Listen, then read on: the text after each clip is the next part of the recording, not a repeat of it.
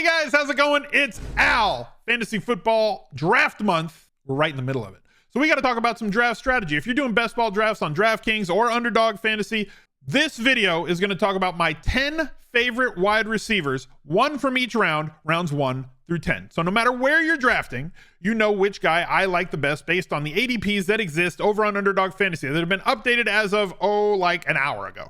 So these are the most up-to-date ADPs from the sharpest drafters out there that are on Underdog. You can apply them as well to DraftKings. The scoring is a little bit different on DraftKings, so the ADPs are a little bit different on DraftKings, and the drafters are a little bit more wild on DraftKings than the sharper drafters that are existing on Underdog Fantasy. So get in where you fit in, no matter what your buy-in is, from $1 to $10,000 for these best ball drafts.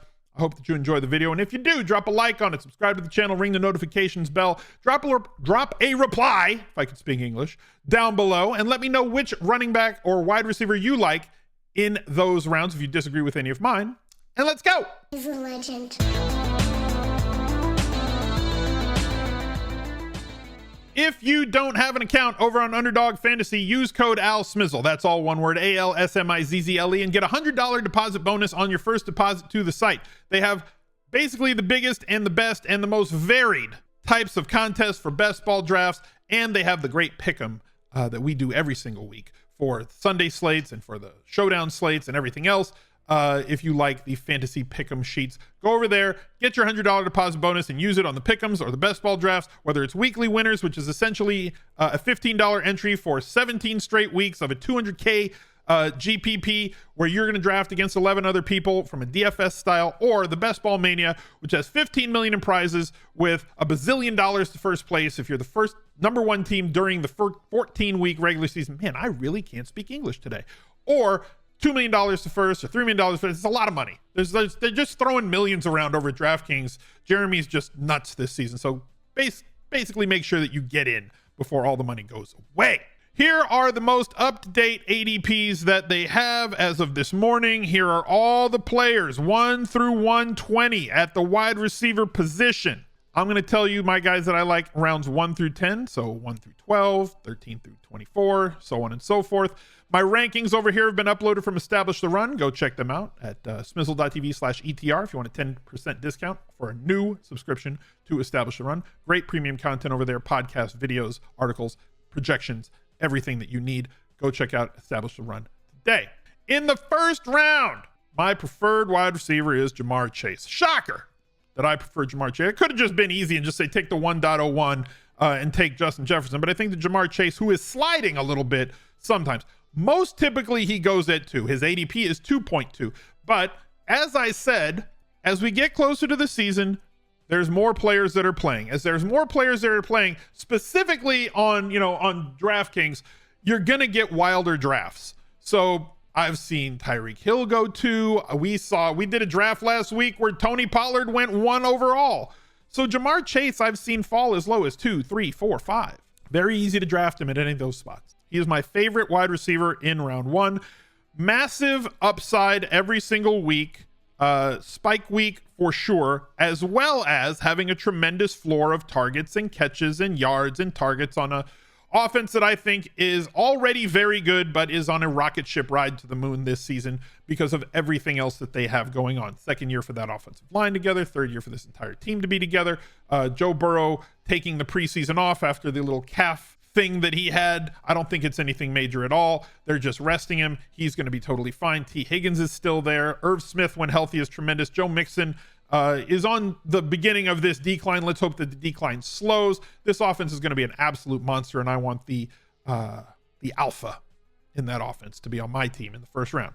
Second round wide receiver, things get a little bit different. Davante Adams, his ADP is 15.8. Can y'all explain this to me? This is entirely too low. Davante Adams has scored over 218 fantasy points in half PPR 4 of the last 5 seasons. The only season he didn't, he only played 12 games. It doesn't matter if he was on Green Bay or the Raiders. It doesn't matter if Carr was his quarterback or whether Aaron Rodgers was his quarterback. Davante Adams, the alpha wide receiver, is the guy. And now with Jimmy Garoppolo as his quarterback, I don't think anything's going to change. He's going to see a monster load of targets, get the lion's share of everybody who's there. Yes, they're going to feed Josh Jacobs as well, but a second round ADP in this spot seems absurd. And then, well, I don't want to stack the Raiders. Okay, well, you can stack the other side of that week 17 game if you like, with AR-15 down the road going around the 10th round, if that's the way that you want to build your team. Davante Adams, still a monster, inexplicably going in the middle of the second round. Massive value. I'm clicking an awful lot of him with my mid-round picks. If I'm not going Kelsey Mahomes or Diggs and Josh Allen, if I'm not drafting that AJ Brown Hurts, getting that premium QB stack, if I go anywhere else, Davante Adams is an easy click in the second round. T. Higgins goes along with everything that I said about Jamar Chase. I am a big believer in stacking when it comes to best ball tournaments. It's very easy when you get a first, let's say, top 4 pick and you end up with Jamar Chase in the first round, T. Higgins in the second. We've been seeing quarterbacks start to fall as they do as preseason rolls along. Quarterback values on ADP tend to go down a little bit with every passing week as everybody sees these running backs and wide receivers slide up the boards.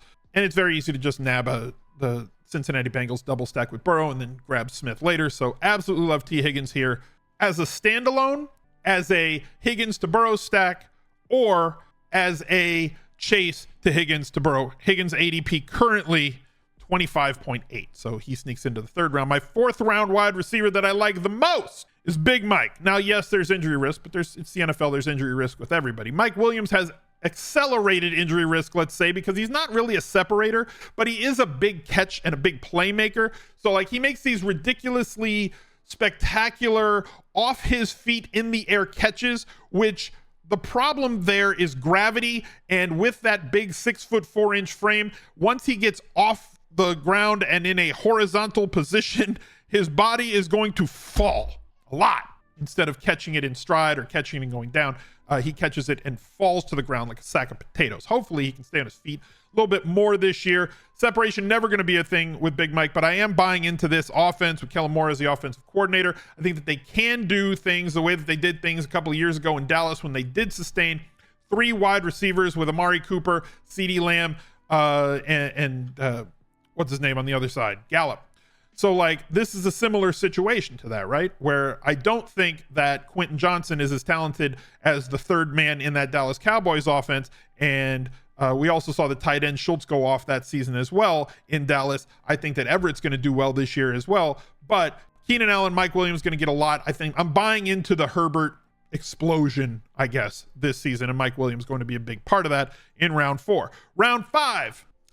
Deontay Johnson is to 2023 what Miles Sanders was to 2022. Do you remember last season, all the videos I did before the year saying, you got to draft Miles Sanders? Like, Miles Sanders is a guy, where he's being drafted, he's too cheap. And I remember y'all, you guys who are watching this video right now, who are the Miles Sanders commenters from last season, the reply guys, like, he doesn't score touchdowns.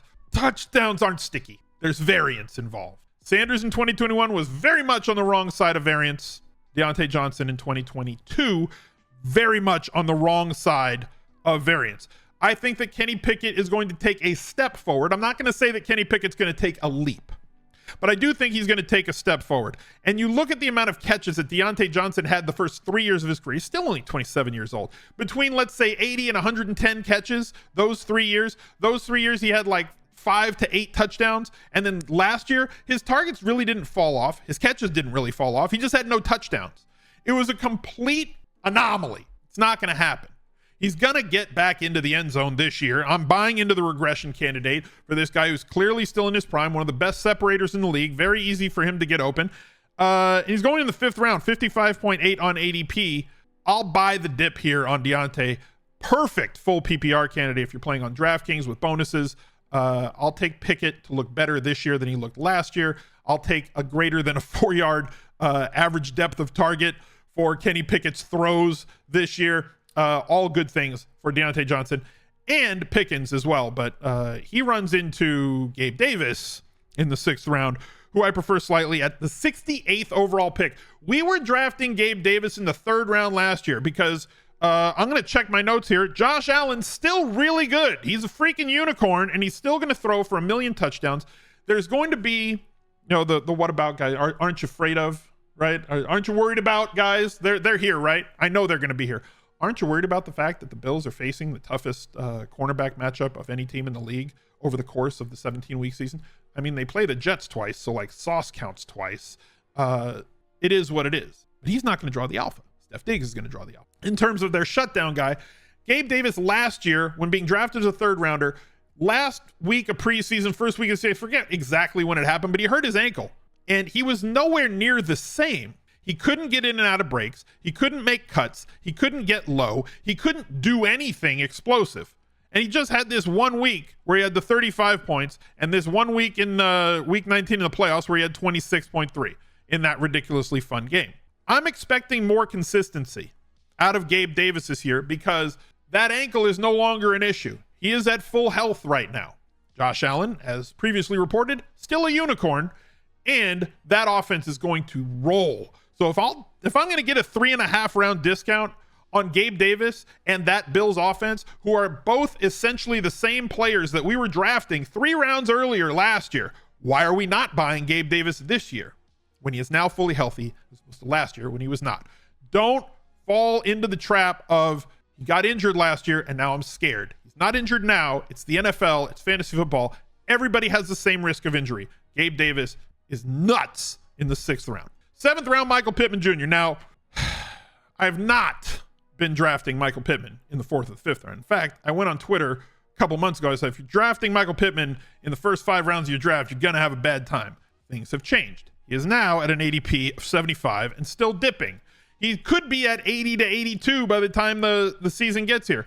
Fantastic. This is where I'll draft him. And if I'm taking Devontae Adams in the 2nd round, Pittman is definitely going in my queue so I can get that week 17 correlation. I don't mind him as the one guy that you're going to stack. If I'm going to take Richardson, AR-15, around the 10th round, he's got an ADP of like 105, I think, off the top of my head.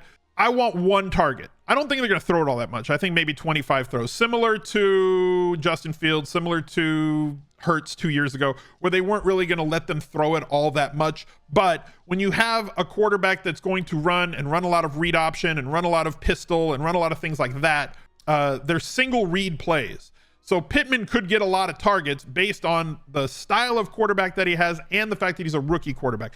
I don't expect 140 targets. I'm going to come right off the bat and say that. But if we were expecting 140 targets, he wouldn't be in the 7th round. 105 to 115 targets is not out of the question, being the primary guy in a low volume offense with a quarterback that they're going to have to deal with. And the fact that Jonathan Taylor might get dealt, he has been allowed to ask for a trade at this point. Maybe he gets a little bit more love around the goal line. Obviously, A-Rich is going to steal some carries there. Courtland Sutton is absurd in the 8th round. Like, why is he available here? And he's been available here all offseason. His ADP is 92.2. Jerry Jeudy's is like 38. The ADP gap from one to another doesn't make sense to me because it's not like one of them is going to get 30 to 35% of the target market share and the other is going to get 20. They're both going to get like 25%. Neither one of them separates from the other in terms of this guy is the main guy in the offense. This guy is clearly the number 2. It's 1 and 1A.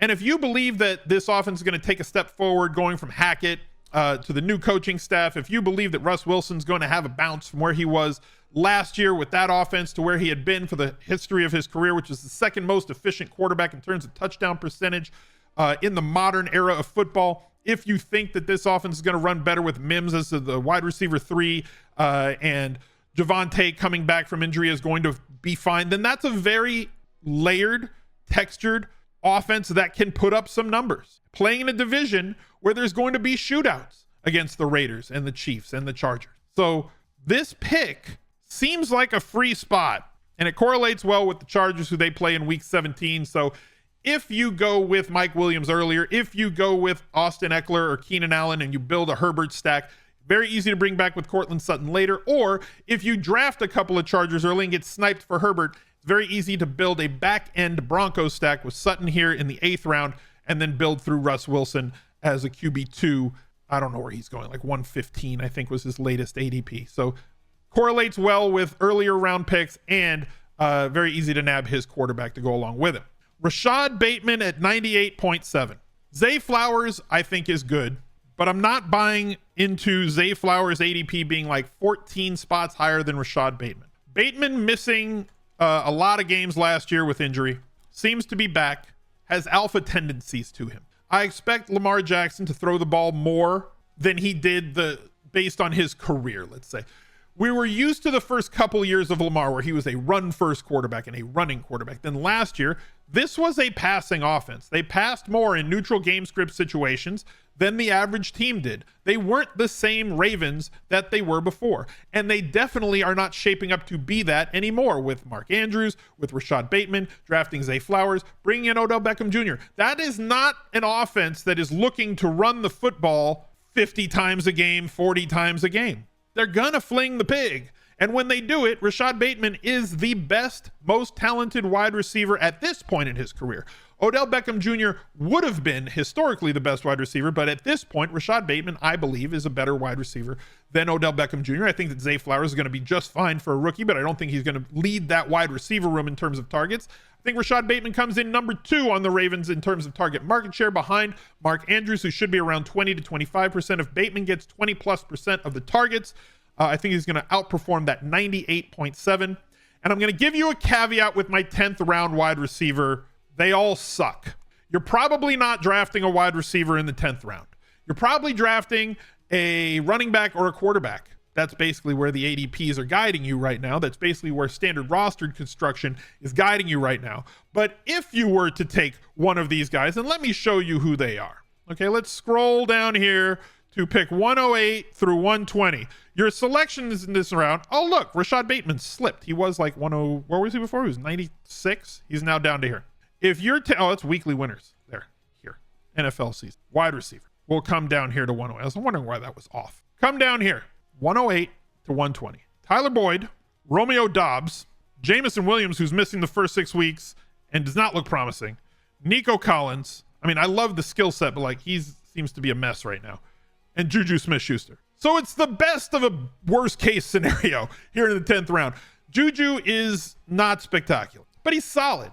They may be one of the slowest offenses in the league. They don't have very much speed on the outside. Devontae Parker, Juju Smith-Schuster, 2 tight ends with Hunter Henry, Mike Gesicki. They've got Ramondre. They just signed Ezekiel Elliott. Like, it's not great, but Juju does have the talent to get open.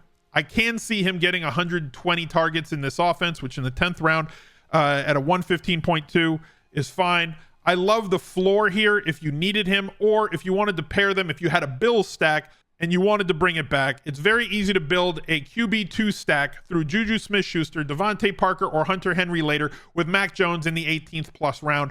Not a difficult path to go, and very easy to pair with those Bills stacks if you went Diggs, Davis, Allen early. So thank you guys for watching. Look out for another video right there. He's a legend.